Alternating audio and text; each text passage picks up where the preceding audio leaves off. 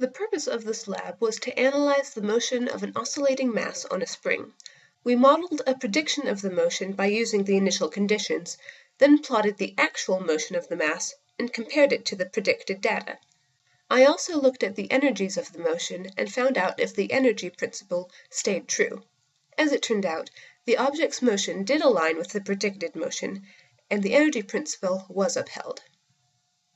The physics principles used in this lab were Newton's second law, Hooke's law, and the energy principle, which says that the total changes in energy equals zero.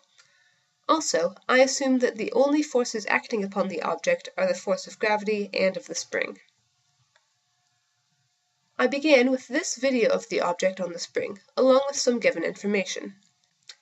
The mass of the object is 0.402 kilograms, and the stretched length of the spring at the beginning of this video is 0.7 meters. Using the position data gathered from the video, I calculated the time interval between oscillations in the y direction to be 1.519 seconds. I was then able to calculate the stiffness of the spring, K, as 6.875 newtons per meter. This allowed me to use Hooke's law to calculate the relaxed length of the spring. It came out to be 0.127 meters. Once I calculated this information, I put it into code in VIDLE. I entered the object's mass, its initial position, and its initial velocity, which is simply zero. I also entered the spring's stiffness and the relaxed length of the spring, as well as the equations for the system's changes in energies, which are the kinetic energy, the gravitational potential energy, and the spring potential energy. VIDLE used this information to model a prediction of how the object on the spring should behave. It also took the x and y position data from the actual video and modeled how the object really did behave. First, I simply compared the y positions of both models with the prediction in blue and the actual data in red.